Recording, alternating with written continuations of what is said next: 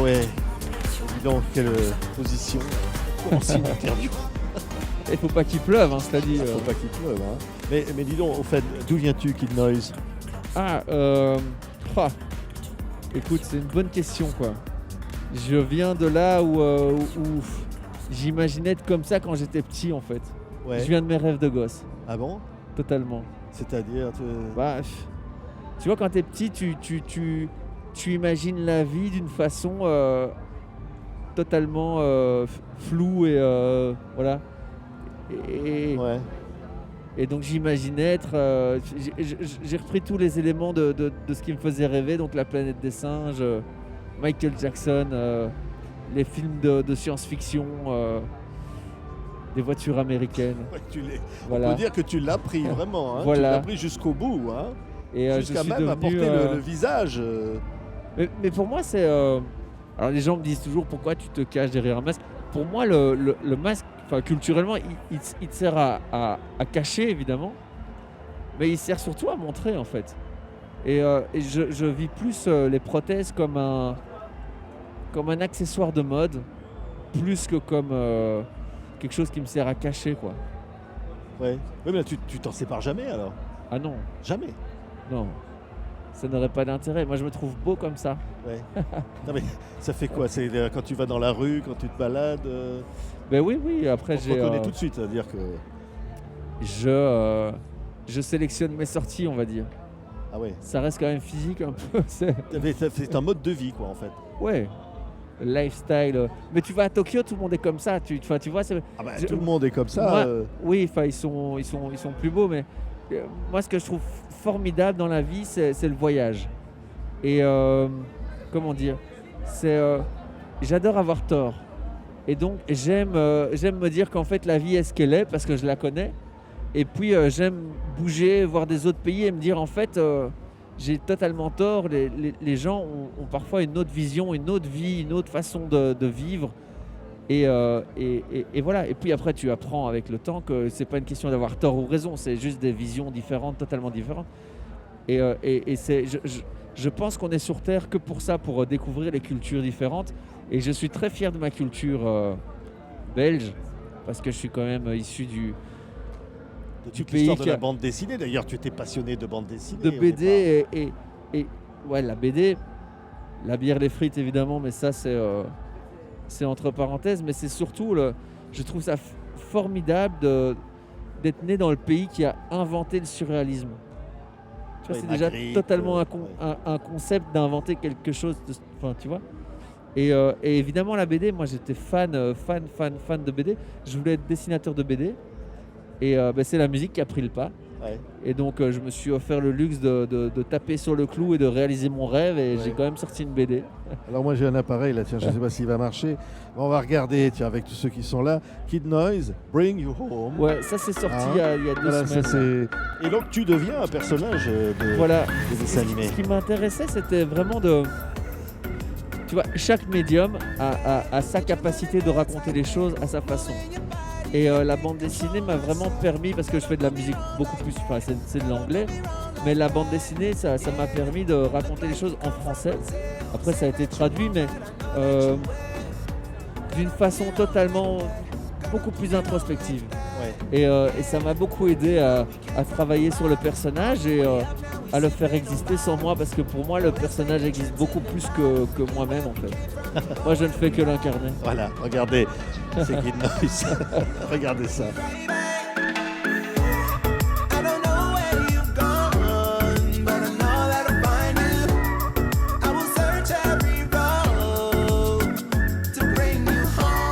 Oh là là, écoute, tiens, on va se remettre comme ça. Voilà, ça c'est une autre position.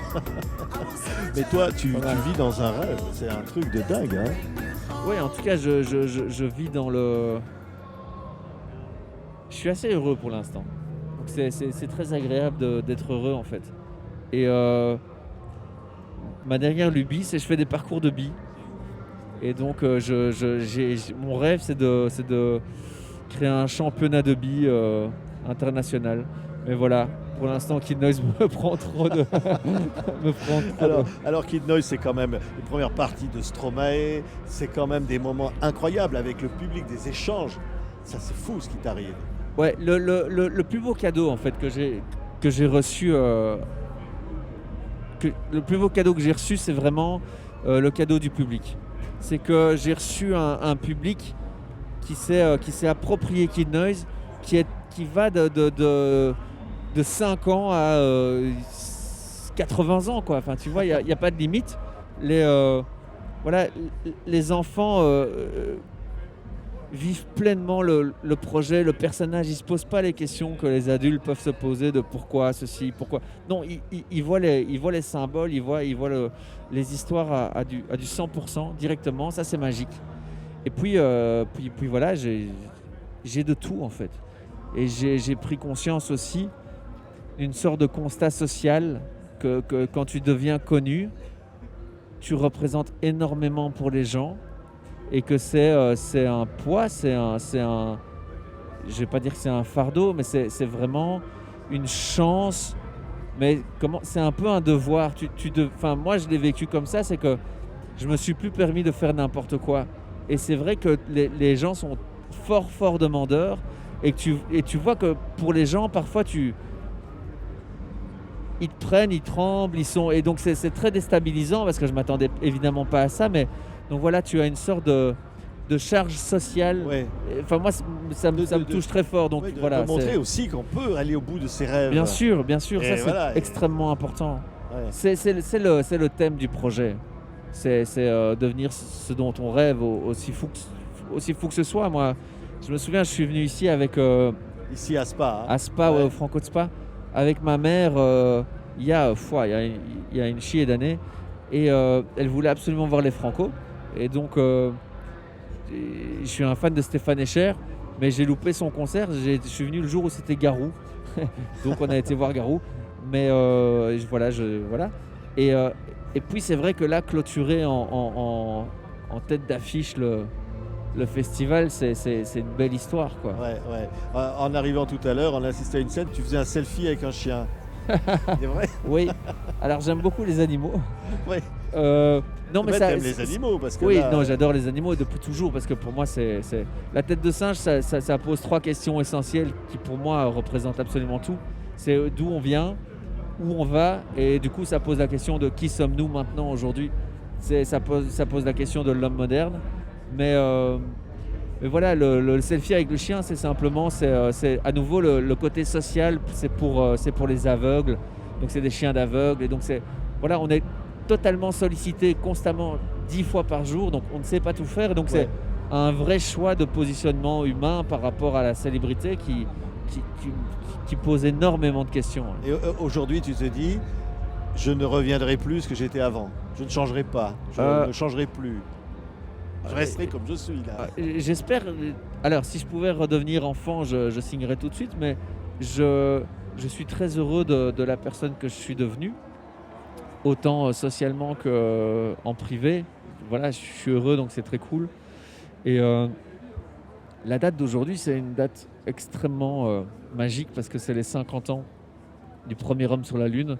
Et donc voilà, aujourd'hui, ce sera une date magique parce que j'ai plein de surprises. J'aimerais bien aller sur la Lune, avoue. Hein. Ouais, évidemment. J'adorerais aller dans l'espace. Ce serait peut-être le premier singe dans la Lune. Écoute, sur la Lune, le premier singe, ouais. Au final, on est les descendants des singes. Donc. Ouais. Les singes ont certainement été avant nous sur la Lune. Kid Noise, incroyable. Un mot sur la musique parce qu'on va se quitter avec la musique. Parce que c'est ça quand même, la vibration, la musique de Kid Noise qui nous emporte comme ça, qui est un tel feeling. Alors, moi, la musique que je fais, c'est... je pars du principe, j'aime les opposés. C'est que j'aime vraiment pouvoir faire des choses extrêmement commerciales, extrêmement populaires, extrêmement ouvertes au monde. Et d'un côté, des choses extrêmement introspectives et très personnelles et parfois un peu même égoïstes. Voilà, ça c'est ma liberté. Merci. Voilà. Kid Noise. Merci à toi. Ouais, c'était un plaisir. Moi, je me remets. Et je vais rajouter un mot, je vais dire ne change pas. Ne change rien. Hop, ça y est. Ce soir, ça va chauffer. Hein. Oh non, ce soir, ça va être la Ça va être énorme. Hein. Ça va être la folie. Oh là là. Plus que 4 heures dormir. Ah oui, c'est ça. Et avant, il y a un échauffement particulier avant d'aller sur scène. Ah ouais, il faut 1 heure pour me mettre dedans. Ouais. Quand même. il y a quand même du boulot après derrière tout ça. Oui, c'est clair. On dirait pas, mais Bon, je ne écoute, dors pas beaucoup. on va se reposer là. C'est Tiens, vrai. moi j'ai envie de dormir là, non? Bisous les copains.